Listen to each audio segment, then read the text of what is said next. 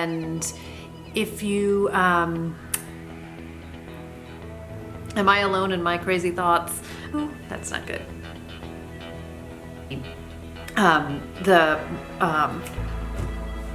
Movie. Why can't I think of the word movie?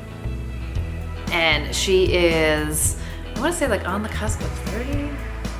Does it matter?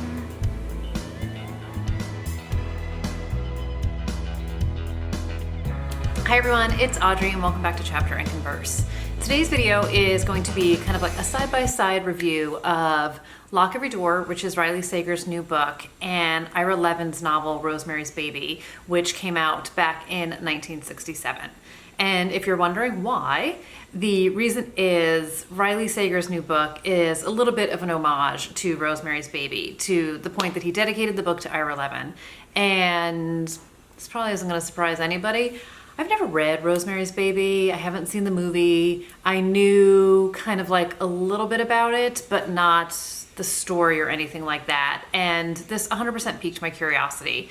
And one of the many wonderful things I'm finding since really joining the BookTube community as a watcher and as a content creator is just sort of learning about so many more books, being exposed to so many more books, and actually reading them and kind of getting out of my normal shell of what I normally read. And I've talked about this before, but I thought this would be really fun to read the two of these and kind of gather my thoughts on them and share them with all of you. So, full disclosure, I did film my thoughts on Lock Every Door right after I read it, so you are going to see me in a completely different outfit for that, and that's why. So now I finished Rosemary's Baby. I wanted to hop on and talk about that, throw it all together. Couple housekeeping notes. Lock Every Door comes out on July 2nd. I was lucky enough to get a copy in advance from NetGalley and Dutton. I am under no obligation to do a dedicated video to it, but I wanted to, partially because I love Riley Sager and also because I had this genius idea that I was going to read both of these books and talk about them. So that's why we're doing this. That's why we're here. Let's just get on with it. Okay, so before we jump into the Lock Every Door portion of the video, I did want to clarify a couple of things in that, like, Riley Sager's book, Lock Every Door, is an homage to Rosemary's Baby. It is not a copycat. It is not the same plot points. If you have read Rosemary's Baby, it's not like it's going to spoil Lock Every Door for you and vice versa. So you really have sort of the essence of someone. In Lock Every Door, it's a single woman. In Rosemary's Baby, it's a couple. But they move into an apartment building on the Upper West Side of Manhattan, which is sort of shrouded in some level of mystery and has some sort of kind of mysterious background, and maybe some bad things have happened. And that in both cases, people have died at both of the buildings in the past. So none of these are going to be spoilers. And then you kind of have this protagonist who is in a situation where sort of something doesn't quite feel right, but for whatever their motivation is in the individual books, they are compelled to stay in that building despite kind of their gut maybe telling them not to, and despite having a friend who's maybe telling them not to. So that is sort of where the similarities start and end. Something strange is afoot in both of these buildings and in both of these books. But yeah, that's kind of where the similarities end. So let's just talk about Lock Every Door now. So super quickly, a little background. If you're not familiar with Riley Sager, he has written 3 books now. The first one is Final Girls. The second one is The Last Time I Lied, and now Lock Every Door, which, like I said, comes out in July. And he is a thriller writer who definitely has a love for kind of old school horror movies and slasher flicks, and very atmospheric, and writes these really strong female protagonists. And Riley Sager's a pen name. I don't know what his real name is, but he is a man. And part of what I love about him is how wonderfully he writes female protagonists. So, like I said, I went to Thriller Fest last year and saw him on a panel, which is how I discovered him, because apparently I was living under a rock and I hadn't heard about Final Girls. In Lock Every Door, we meet Jules Larson, who is basically about as like down on her luck as she can possibly get. She has just lost her job. She's broken up with her boyfriend. They were living together and she moved out of the apartment, so she is living on her best friend's couch right now. Her parents have died. Her sister disappeared years ago, no trace, never been found, never been heard from again. So she is basically as alone and as desperate as she can possibly be, with the exception of her best friend Chloe. But she also knows that she can't live on Chloe's couch forever, and she needs to make some money, and she needs to start to get things together. So when Jules sees an ad in the paper about an apartment sitting gig, you live there rent free, they pay you to do it, she's in. She's in, she goes on the interview, and to her very, very pleasant surprise, this is an apartment sitting gig at like one of the most mysterious and prestigious buildings in Manhattan on Central Park West. It's called the Bartholomew, and it's like the Dakota or the San Remo, and it's one of these buildings where rich and famous people live, and people don't quite know what goes on behind the closed doors there, but there's always been an air of mystery about it. And when Jules goes on the interview and sees the apartment, it's like a top floor duplex, view of the park, everything you could possibly want. And there's a couple rules to follow, and all she has to do is live there for a few months, and they will pay her $4,000 a month to apartment sit. So no brainer, right? But of course, if it looks too good to be true, it probably is. So there's a few rules that she needs to abide by, but for $12,000, she doesn't really think too much of them. She's not allowed to have visitors. You know, these are rich and famous people who want their privacy and don't want kind of curiosity, kind of strangers traipsing about and looking into things, and they value that privacy. So she can live with that, even though Chloe's not completely cool with it. And, you know, she has to spend every night at the apartment, which doesn't seem too unusual. A lot of people spend most nights in their home. And again, for $12,000, she figures she can sleep in this plush, fabulous duplex for 3 months, and you know, it beats sleeping on Chloe's couch. So she goes through the handful of rules. She's totally fine with it. She has like 3 or 4 boxes to her name, and she moves on in. And like I said, if it looks too good to be true, it probably is. So what we get with this book, and what I love about it, is there's this very atmospheric feeling to the building, like I said. And these are very legendary buildings in New York. Obviously, the Bartholomew is not a real building, but when you talk about like the Dakota, where tons of famous people lived, it's where John Lennon was, there's a real air of curiosity about it. And not anybody can live in one of these buildings. Never mind that you need to have like a crazy amount of money. It's not the kind of place that you just walk into and get an apartment. And you certainly aren't getting it for rent. So for her to be able to live in this building is amazing. And what she finds out kind of when she's quickly there is there's a handful of apartment sitters like her, because they don't want any of the apartments to sit vacant. There is a long waiting list of owners who are going to come in and take the apartments, but they just want to make sure that they're always occupied. There's always somebody in it. There's always kind of somebody watching the apartments. So she quickly befriends another apartment sitter named Ingrid, and, you know, off we go on the story. But like I said, you know, what's really good about it is there's sort of this very slow build to it, in the sense that like we're starting to understand more of Jules' background. We're starting to get to know a lot of the neighbors, where, you know, there's a famous soap actress, and there's the doctor, and there's, you know, maybe he used to be a politician, an older gentleman, and we're starting to learn all the players. But it's sort of like, it's slow in the getting to know everyone, but at the same time, I was compulsively flipping the pages, if that means anything. And not because there was like this action-packed craziness happening in the first part of the book, but I was compelled to read more about the story. There were little hints of something going on in the building. Something just feels kind of off to Jules, and she can't quite put her finger on it. And her friend Chloe, of course, is suspicious of the fact that there's rules and that she's just getting paid a whole lot of money to basically do nothing other than live in this gorgeous apartment. So Chloe starts looking into it. And years ago, when the Bartholomew was first built, the original owner of the building wound up jumping off the roof and committing suicide. And since that time, there has been a handful of kind of scandals associated with the building. And Chloe just thinks like, something's just wrong. Something is just wrong. But Jules is so desperate for money that she can basically rationalize anything, and she's not going anywhere. And whether or not Chloe likes it or understands it, it doesn't matter to her. Jules is staying put.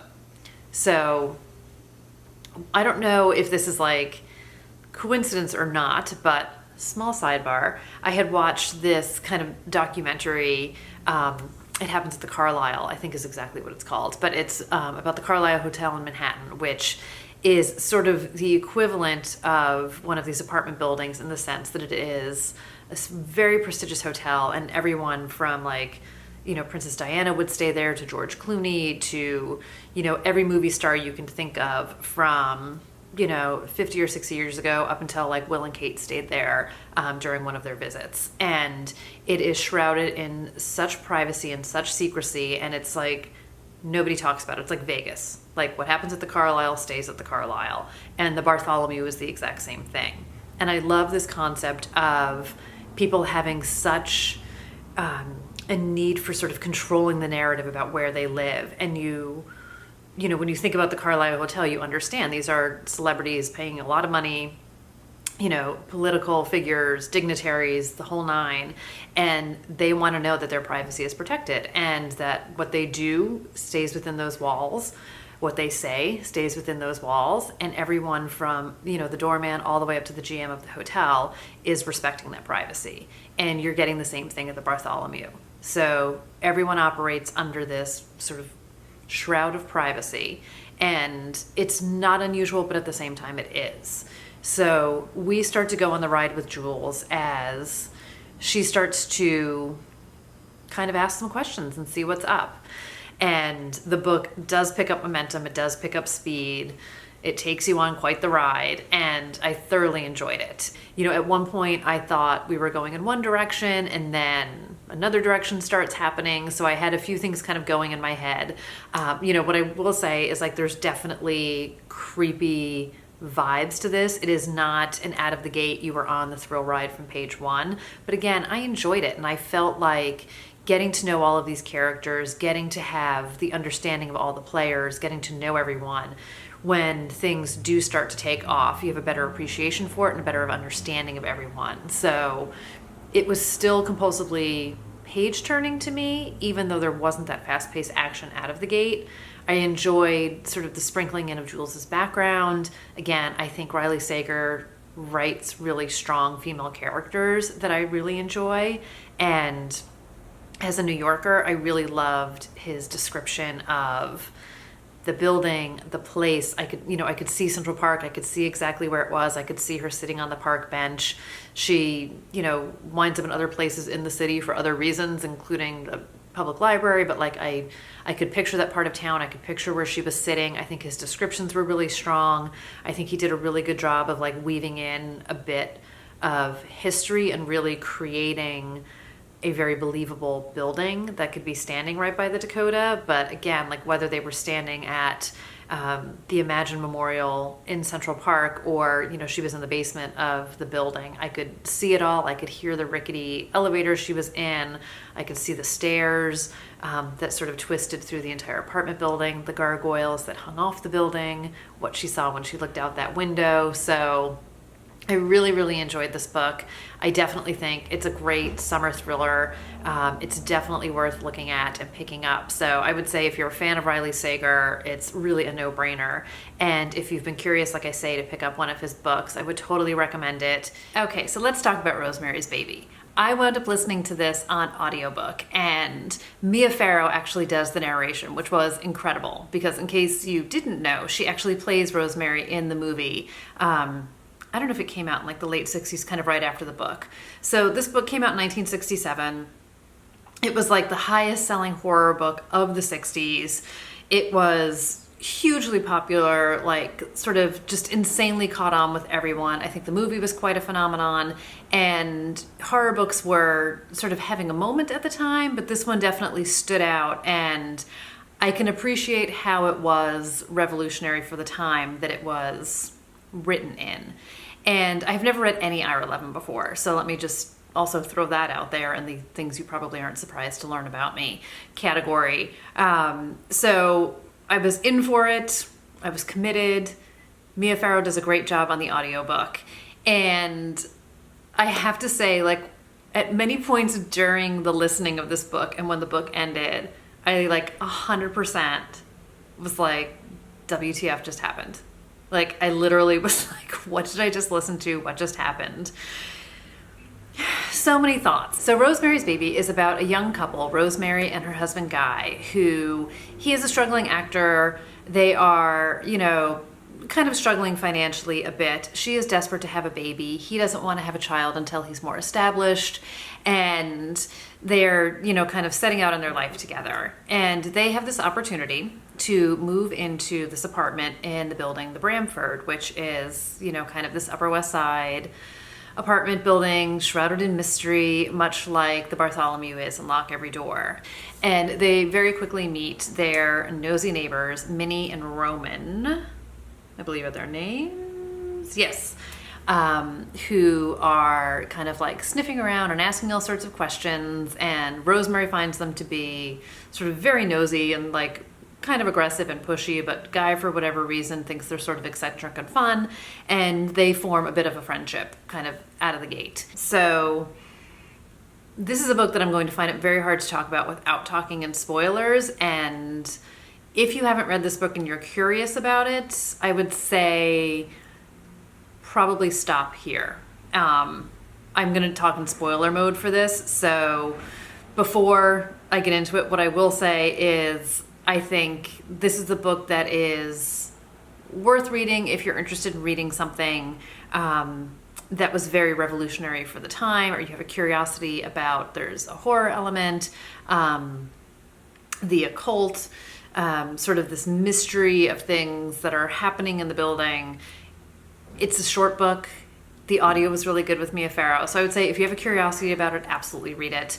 I am for sure going to read Stepford Wives. That is one that I have always had a curiosity about. So I'm in no way turned off from Ira Levin. I just think ultimately, like, this wasn't 100% a book for me, but I'm glad I read it. So that said and done, for anyone who is going to avoid the spoilers, thank you for watching, and I will see you next time. And for anyone who's sticking around for the spoilers, let's get to those. So they've been trying to have a baby for a really long time, and he hadn't wanted to have a child, but suddenly he does. So like, she's over the moon. Rosemary's excited. Finally, this is what she's been waiting for. This is what she wants. And I guess they're like tracking her cycle, and it's baby night. So they have a dinner at home. She has a couple drinks, and she just is sort of like crazy drunk. And she's like, I need to lay down. She's dizzy. She doesn't feel well. She goes to lay down, and she has this extremely bizarre, violent dream about having sex, and it's violent, and she's sort of like being scratched and torn, and it's just like horribly disturbing. The person she's having sex with, she can't quite make sense of who it is, and she wakes up and is completely freaked out by this dream that she had. But she's even more freaked out when she realizes that she's got marks and cuts all over her body. And her fabulous husband is like, well, you passed out on baby night and I didn't want to miss the opportunity, so yes, I had sex with you anyway. So basically it's like marital rape. I mean, it's just like, what just happened here?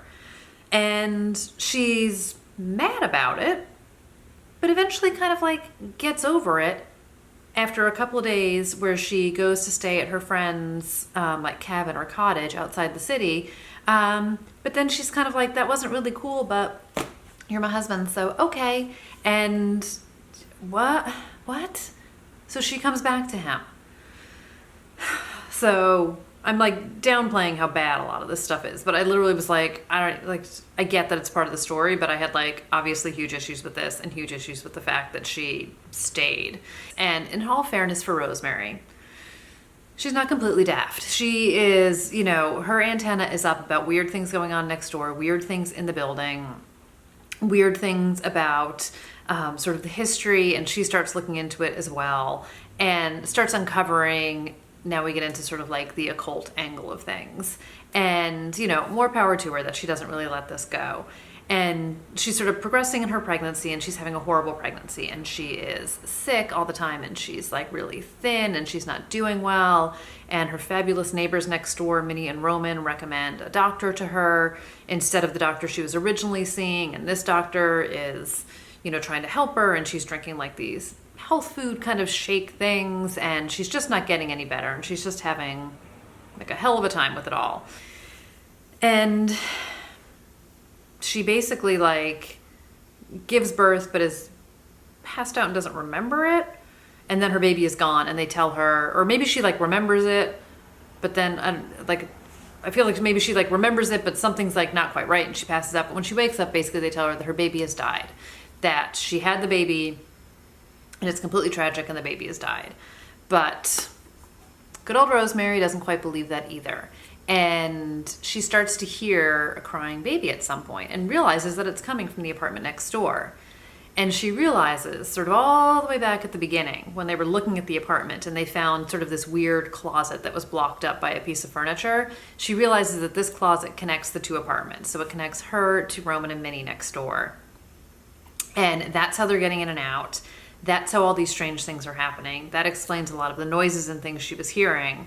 She winds up breaking into that apartment. There's her baby. There's everyone sitting around having cocktails, wondering why Rosemary, you should be in bed. And I feel like she has a knife in her hand at this point, and she's ready to just like do whatever she needs to do to save her child. And this is when she realizes that she's had the devil's baby. And the baby has like hooves for feet, and I think he has horns and stuff. And she's given birth to basically Satan's baby. So I don't mean to laugh, but I think like part of this is like, oh my God. And then we have sort of this ambiguous ending of like, does she, give in and acquiesce and say like, okay, I'm going to raise him and accept that I have Satan's baby? Or does she just sort of like break down and walk away and the end of it? So I'm still very much in the WTF world of this book because it ended and I literally was like, what just happened? Like, what did I just listen to? I don't think this book was for me. I appreciate it for all that it was. I did not have any of these feelings when I closed, kind of the ebook on Riley Sager's Lock Every Door. That left me with a much more like, this is my jam. This is where I'm at. I'm here for it. I can see the threads of the homage to Rosemary's Baby from his book. But like I said, it's not the same book in any sense of the word, and there are no spoilers from one to the next. If you read one, it doesn't spoil the other one. There's just sort of an essence to it, which I appreciate. And I appreciate that people very much enjoy this book. It just wasn't for me. And again, I don't know if it was, if I was alive 50 years ago to have read this book, if it would have had a different impact on me.